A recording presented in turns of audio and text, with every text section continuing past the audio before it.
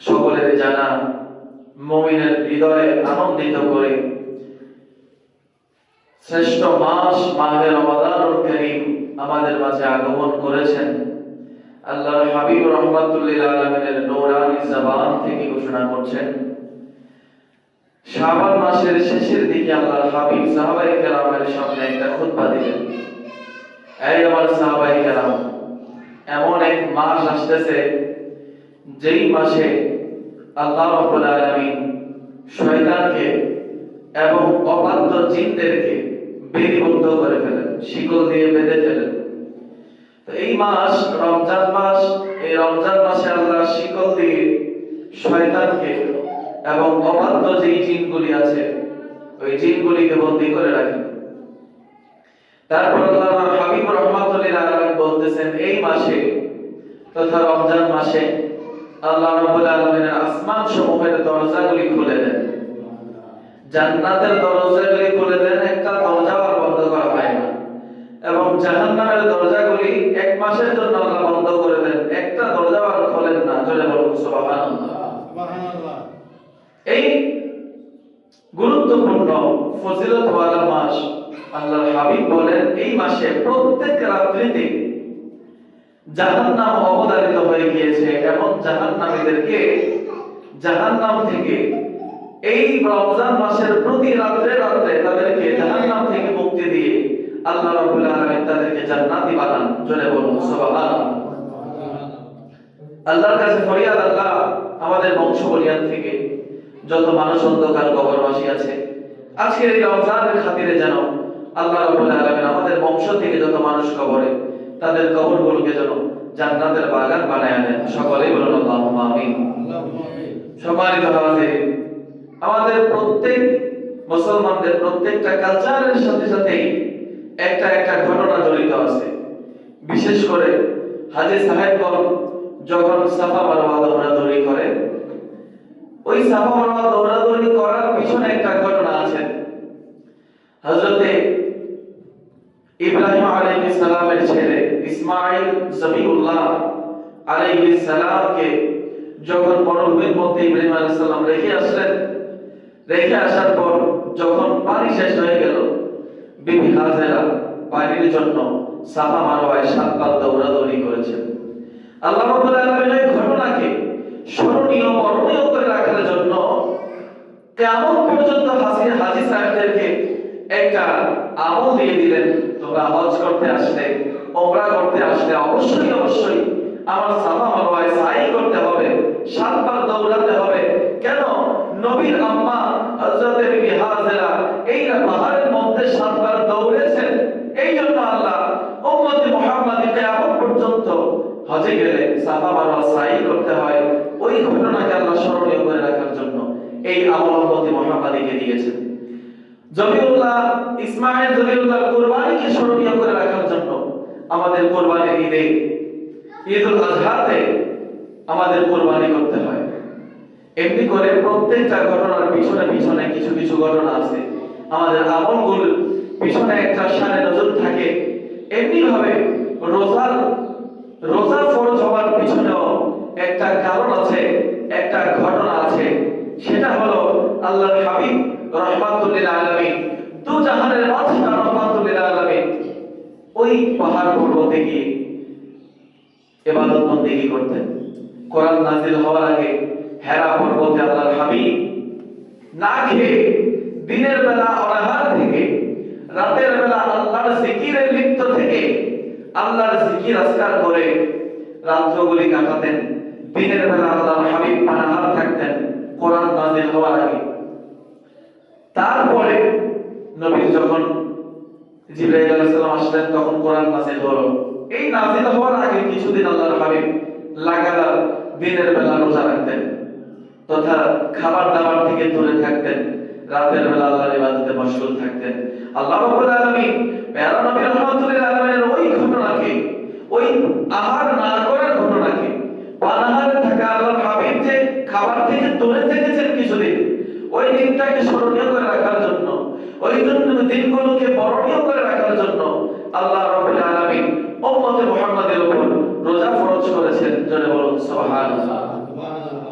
আগের উম্মতেরাও কিন্তু রোজা রেখেছেন, অন্যান্য নবীদের সময়ও রোজা ফরজ ছিল। আল্লাহর হাবিব বলেন, আল্লাহ রাব্বুল আলামিন কোরআনে ইরশাদ করেছেন, ইয়া আইয়ুহাল্লাযীনা আমানু, হে ঈমানদারগণ, কুতিবা আলাইকুমুস সিয়াম কামা কুতিবা আলাল্লাযীনা মিন ক্বাবলিকুম লাআল্লাকুম তাত্তাকুন।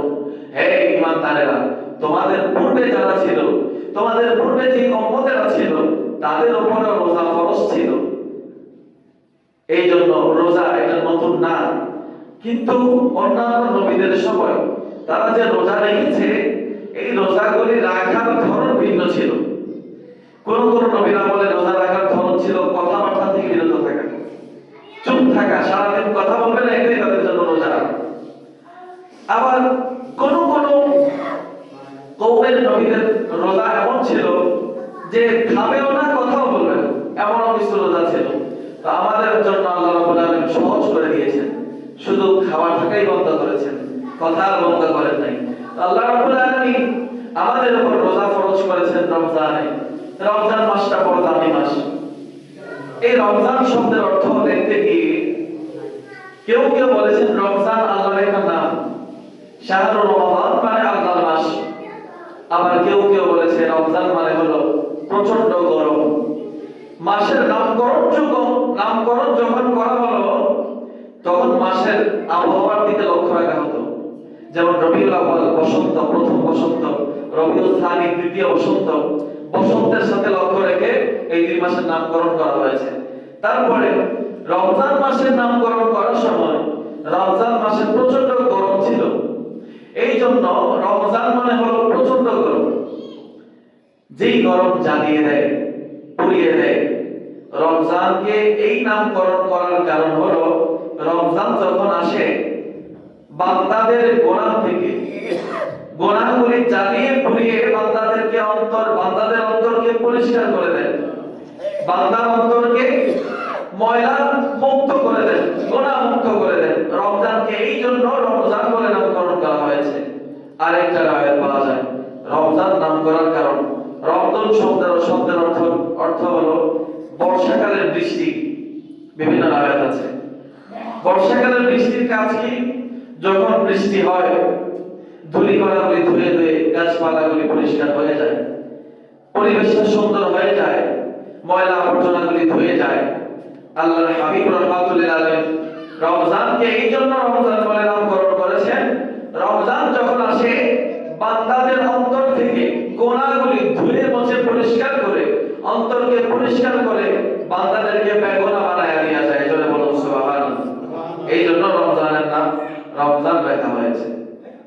তারপর আল্লাহ রাব্বুল আলামিন এই রমজানকে কত দামি করেছেন। মানুষের মধ্যে সাইয়্যিদুল বাশার হযরত আদম আলাইহিস সালাম, মানুষের মধ্যে সর্বশ্রেষ্ঠ মানুষ হযরত আদম আলাইহিস সালাম। নবীদের মধ্যে সাইয়্যিদুল আম্বিয়া, সমস্ত নবীদের শ্রেষ্ঠ নবী আপনার আমার নবী।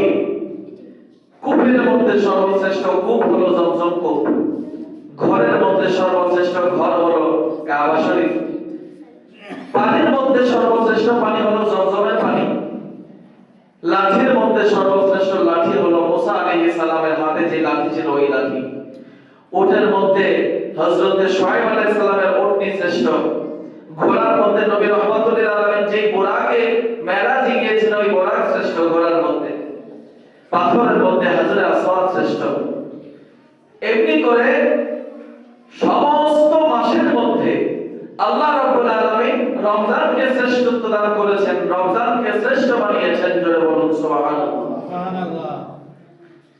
আল্লাহ রাব্বুল আলামিন হযরত ইয়াকুব আলাইহিস সালামের সন্তান দিয়েছিলেন 12 জন।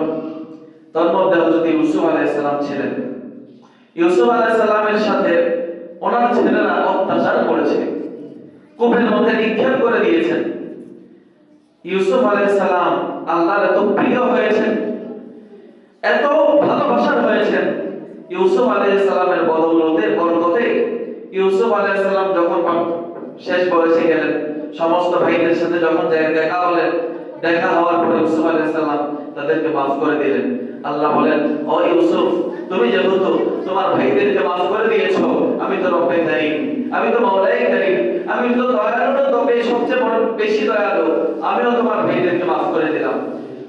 ইমাম লিখতেছেন যে ইউসুফ আলাইহিস সালামের খাতিরে যেমনি করে 11 ভাইয়ের গুনাহগুলি মাফ হয়ে গিয়েছে, এমনি করে কোন মুমিন মুসলমান যদি রমজানে ইবাদত বন্দেগী করতে পারে, রমজানকে কাজে লাগাতে পারে, রমজানকে বন্দেগীর মাধ্যমে আল্লাহর রাজি সন্তুষ্টি অর্জন করতে পারে, বাকি 11 মাস কি করেছে আল্লাহ সেগুলি দেখবে না। রমজানে ইবাদত করার বদৌলতে আল্লাহ রাব্বুল আলামিন ওই বান্দার গুনাহ ক্ষমা করে দিবেন। চলে বলুন সুবহানাল্লাহ। এই জন্য রমজানটা বড় গুরুত্বপূর্ণ মাস, ফজিলতওয়ালা মাস। কেমন ফজিলত? আল্লাহ রাব্বুল আলামিন কোরআনে ঘোষণা দিয়েছেন, মান জাআ বিল হাসানাতি ফালাহু আশরু আমসালিহা।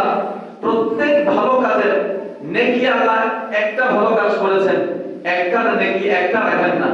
আল্লাহ রাব্বুল আলামিন বলতেছেন আশরু আমসালিহা, 10 গুণ বাড়ায় দেয়। জোরে বলুন সুবহানাল্লাহ। মনে করেন আপনি 10 টাকা দান করেছেন, আল্লাহ রাব্বুল আলামিন এই 10 টাকাকে 100 টাকা দান করার সমান সওয়াব আপনার আমলনামায় লিখে দিবেন।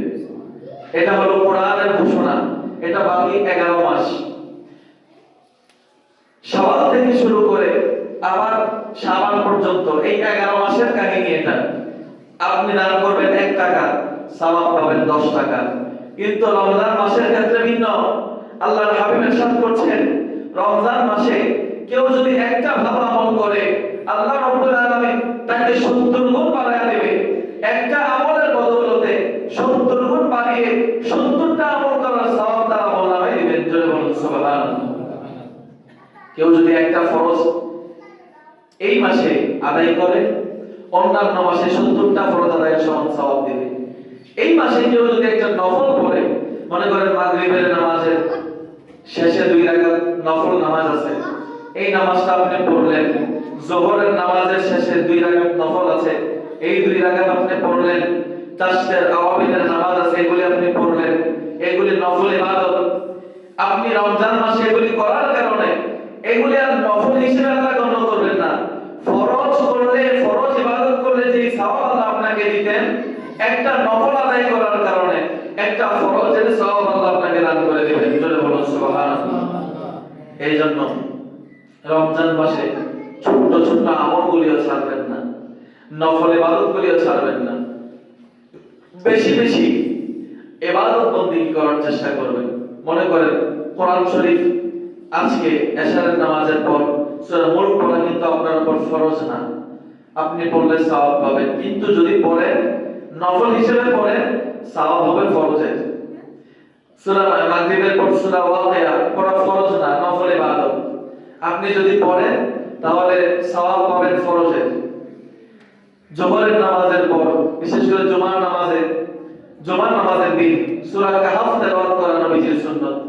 হাদিস শরীফে ইরশাদ হচ্ছে যে কেউ যদি জুমার দিন সূরা কাহফ তেলাওয়াত করে, আল্লাহ রাব্বুল আলামিন তাকে দাজ্জালের ফিতনা থেকে হেফাজত করবেন। তো এই বড় বড় ফজিলতওয়ালা অনেক সূরা আছে। যোহরের নামাজের পর সূরা রহমানের কথা আছে, ফজরের পর সূরা ইয়াসিন পড়ার কথা আছে। এগুলি পড়ার চেষ্টা করবেন। যারা কোরআন শরীফ তেলাওয়াত করতে পারেন, নিয়ত করেন এই মাসে একটা খতম দিবেন। একটা খতম দিবেন আপনি, আল্লাহ রাব্বুল আলামিন এই এক খতমের জরিয়া করে 70 খতমের সওয়াব আপনার আমলনামায় দিয়ে দিবেন। জোরে বলুন সুবহানাল্লাহ।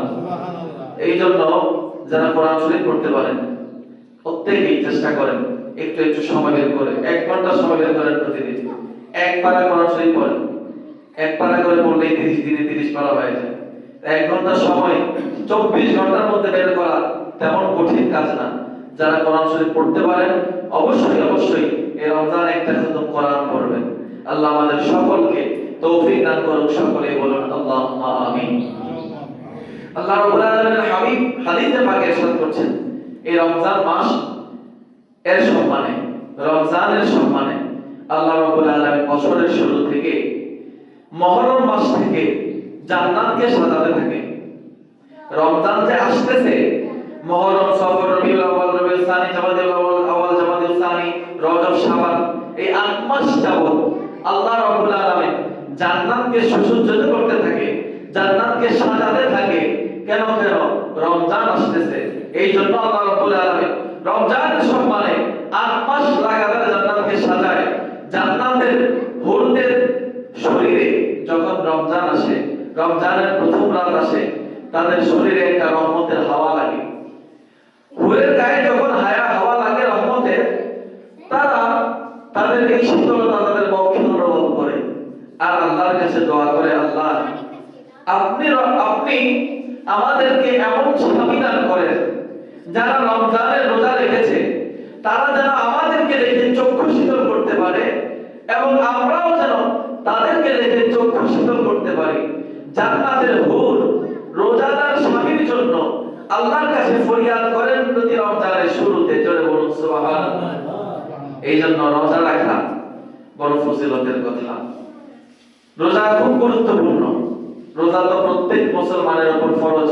জ্ঞানবান বালেগ যারা প্রাপ্তবয়স্ক জ্ঞান ঠিক আছে তাদের উপর রোজা ফরজ। আর কোনো কথা চলবে না, কোনো অজুহাত চলবে না। আমার কষ্ট হয়ে যায়, ক্ষুধার জ্বালা সহ্য করতে পারি না, এগুলি বলে রোজা না রাখার কোনো প্রয়াস আল্লাহর হাবিব দেন নাই। রোজা রাখতেই হবে। মুসলমান হয়েছেন, রমজানের এক মাস রোজা রাখতেই হবে। হ্যাঁ, তবে যদি আপনার অপারগতা থাকে, আপনি যদি এমন অসুস্থতায় অসুস্থ থাকেন যে রোজা যদি রাখতে চান আপনি মরে যাওয়ার সম্ভাবনা আছে, তখন আপনি রোজা রাখতে পারবেন। আপনি এমন অসুস্থ হয়েছেন রোজা রাখলে আপনার প্রাণ বিনাশ, প্রাণ চলে যাওয়ার সম্ভাবনা আছে, তখন রোজা রাখতে পারবেন। সফরে আছেন, মনে করেন আপনি আজকে রওনা দিয়েছেন, চিটাগাং যাবেন, বিশাল বড় সফর। সফরটা মুমিনের জন্য কষ্টের। আল্লাহ রাব্বুল আলামিন মুমিনের উপর বড় ইহসান করেছেন, মায়া দয়া করেছেন যে সফরে থাকা অবস্থায় নামাজও কমিয়ে দিয়েছেন, রোজা রাখাটা তার ইচ্ছানাধীন করে দিয়েছেন। তুমি যদি চাও, সামলাতে পারবে, সহ্য করতে পারবে, তাহলে রোজা রাখো। আর যদি না রাখতে পারো রোজা ভেঙে ফেলো, পরবর্তীতে রেখে দাও। সফর অবস্থায় রোজা ভাঙার হুকুম আছে, নিয়ম আছে। যদি চান রাখতেও পারেন, ভেঙেও ফেলতে পারেন।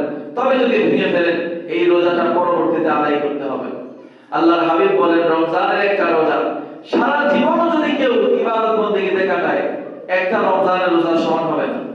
একটা রোজা মনে করেন ভেঙে ফেলছেন, অলসতা করে, একটু বেখেয়ালি করে ভেঙে ফেলছেন, আল্লাহর হাবিব বলেন সারা জিন্দেগি রোজা রাখলেও এই এক রোজার সমান হবে না। আর কেউ যদি ইচ্ছা করে একটা রোজা ভেঙে ফেলে এই রমজান মাসে, তার কোনো অপরাধতা নাই, কোনো অস্বস্তি নাই, কোনো রোগ নাই, কোনো সফরের সমস্যা নাই, সেই ব্যক্তি যদি ইচ্ছা করে রমজানের একটা রোজা ভেঙে ফেলে, কাফারা স্বরূপ অন্যান্য মাসে লাগাতার না ভেঙে ধারাবাহিকভাবে 60টা রোজা সে রাখতে হবে।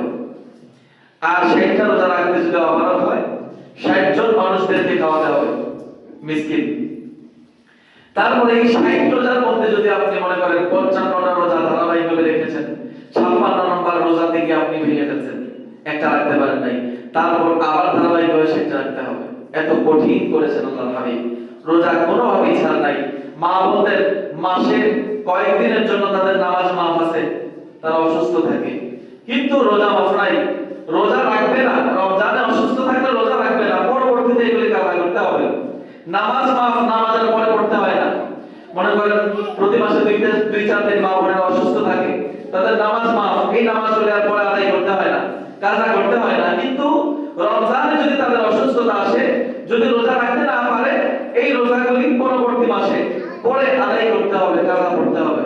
কেননা রোজা আল্লাহর এক বিশেষ ইবাদত।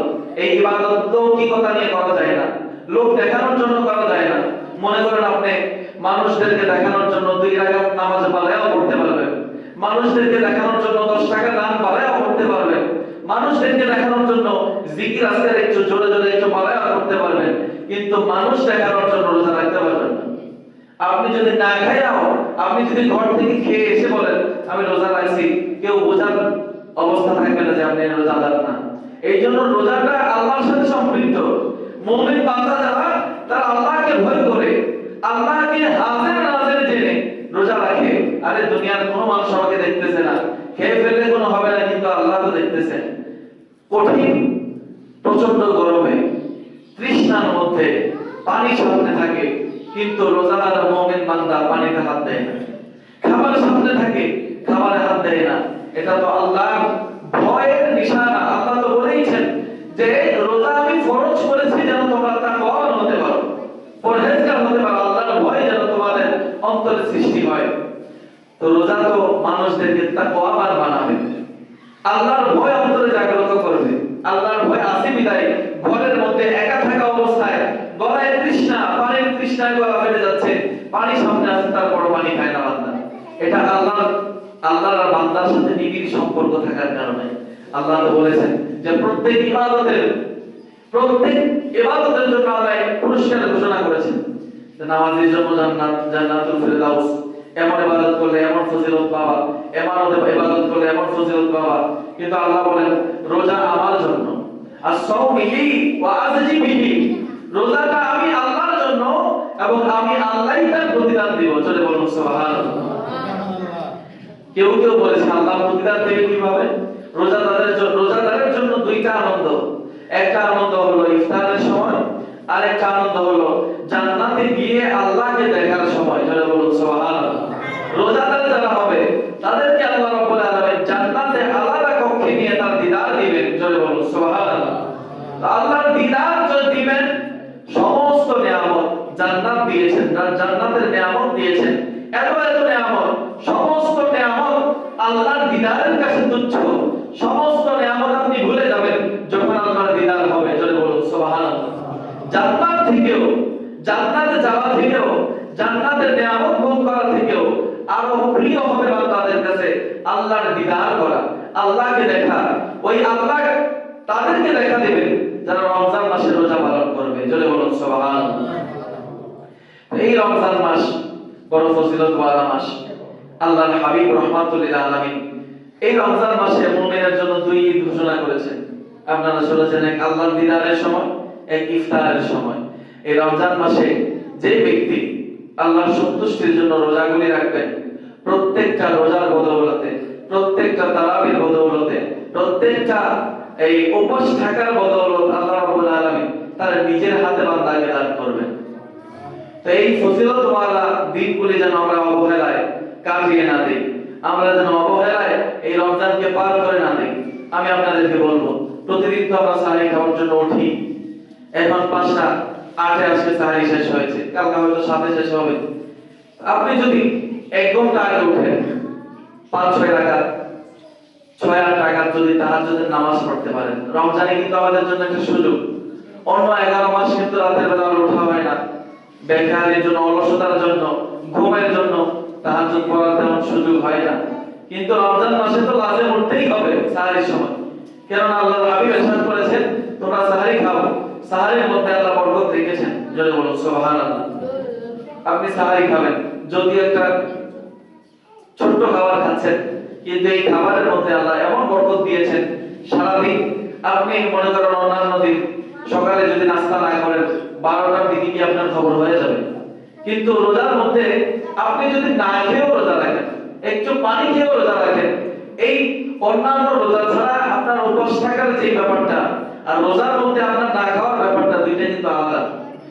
যারা খেয়াল করেছেন দেখবেন যে রমজান ছাড়া উপবাস পেটের ক্ষুধা সহ্য করা যায় না। রোজা রাখলে এই ক্ষুধাটা অন্যরকম হয়, যদিও ক্ষুধা লাগে, কিন্তু রমজান ছাড়া যে ক্ষুধাটা অসহনীয় হয়, বেদনাদায়ক হয়, রমজানের ক্ষুধাগুলি তেমন বেদনাদায়ক হয় না। আল্লাহর অশেষ রহমত থাকে বিদায় বান্দা রমজানের রোজা রাখতে পারে।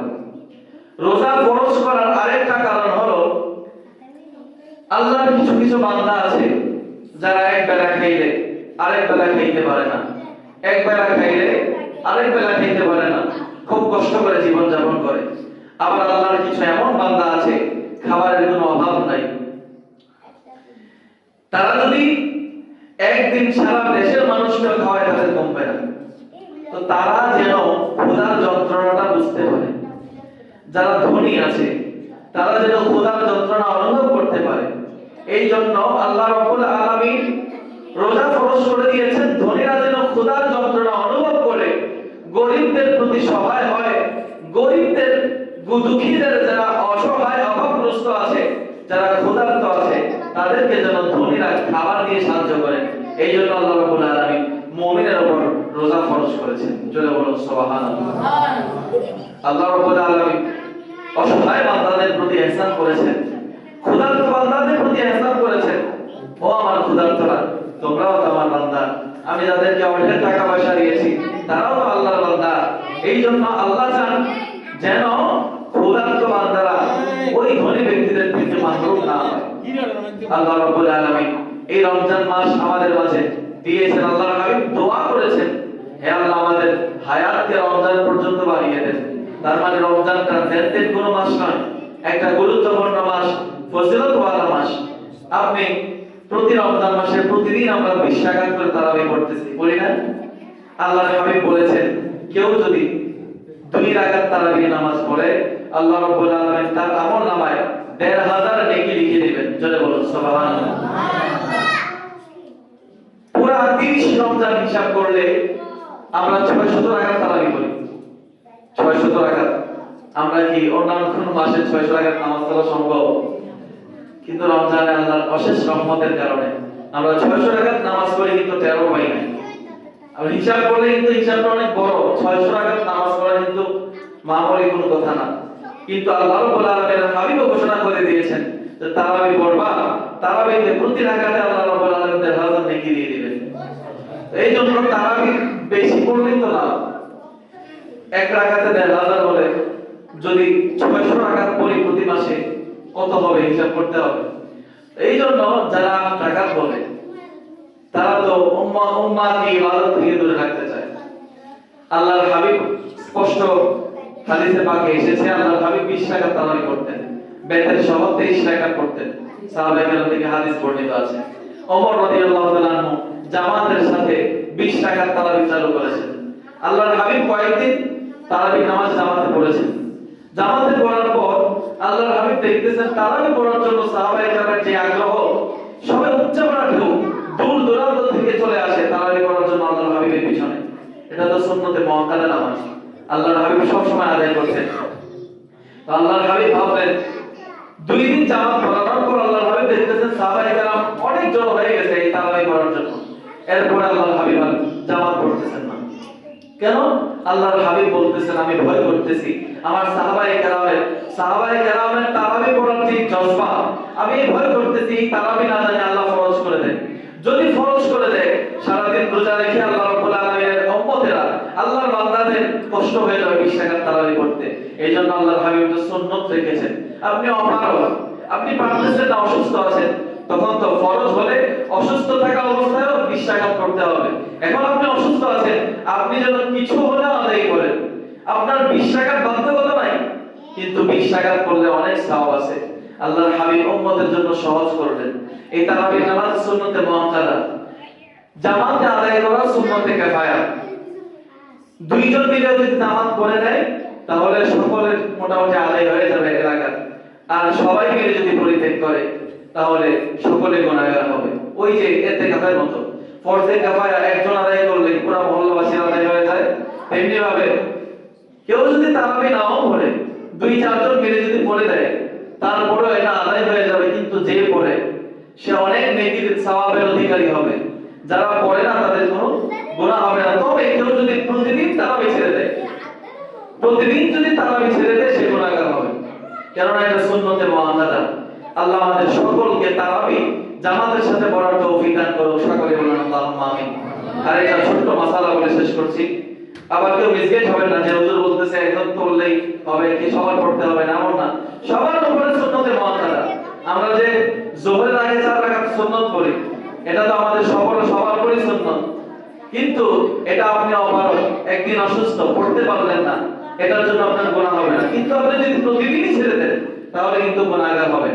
এমনি করে তারাবির হুকুম আছে, আপনি একদিন ছেড়ে দিতে পারেন, আপনার অসুবিধা থাকতে পারে, অসুস্থতা থাকতে পারে, কিন্তু প্রতিদিন ছাড়া যাবে না, প্রতিদিন পড়ার চেষ্টা করতে হবে। আর রমজান মাসেও 1 রাকাত পড়লে 70 রাকাতের সওয়াব। কেন ছাড়বেন এত ফজিলতের নামাজ? এই জন্য আল্লাহ রাব্বুল আলামিন আমাদের সকলকে সঠিক বুঝ দান করুন। সকলে বলুন আল্লাহুম্মা আমিন। আর একটা ছোট্ট মাসালা, বিশেষ করে আমরা যেহেতু এখন বেতের নামাজ জামাতে পড়ি, বেতের নামাজের 3 নাম্বার রাকাতে আমরা আবার তাকবীর দিয়ে দোয়া ইবাদত করি। এখানে অনেক সময় ইমাম সাহেব বেখিয়ালে এই তাকবীর না দিয়ে রুকুতে চলে যায় না? এমন হয় অনেক সময়।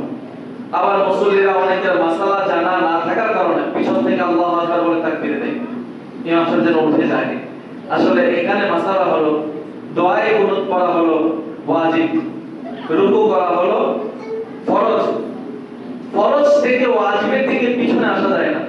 আপনার ওয়াজিব যদি একটা তরফ হয়ে যায় নামাজে, সাহু সাজদা দিলে নামাজ হয়ে যাবে, কিন্তু আপনি রুকু থেকে ওয়াজিবের জন্য আবার দাঁড়াবেন এই হুকুম নাই। এই জন্য ইমাম সাহেব যদি দোয়ায়ে কুনুত না পড়ে কেরাত শেষ করে রুকুতে চলে যায়, তাকবীর দিবেন না, ইমাম সাহেবের সাথে রুকুতে চলে যাবেন। আর ইমাম সাহেব শেষের ডানে বামে বাম দিকে ডান দিকে সালাম ফিরিয়ে দুইটা সাহু সাজদা দিবেন। যদি সাহু সাজদা দেয় নামাজ হয়ে যাবে। এই জন্য এটা অনেকের জানা থাকে না, বিধায় রমজান মাসে ভিতরে নামাজে ভেজাল হয়, আমাদেরও হতে পারে। এই জন্য মাসালা বলে দিলাম। আল্লাহ আমাদের সকলকে বোঝার তৌফিক দান করুন, জানার তৌফিক দান করুন। সকলে বলুন আল্লাহুম্মা আমিন। আল্লাহ রাব্বুল আলামিন এই রমজানকে ওসিলা করে আমাদের সকলকে সকলের গুনাহগুলি মাফ করে দিন। আল্লাহর হাবিব বলেন, যে ব্যক্তি রমজান পাইল কিন্তু রমজানে গুনাহ ক্ষমা করাইতে পারলো না, তার মতো অভাগা হতভাগা আর কেউ নাই। এই জন্য রমজানে বেশি বেশি তওবা করবেন, বেশি বেশি দুরূদ শরীফ পড়বেন। আল্লাহ যেন এই রমজানকে কেন্দ্র করে আমাদের সকলের গুনাহগুলি ক্ষমা করে দেন। সকলে বলুন আল্লাহুম্মা আমিন।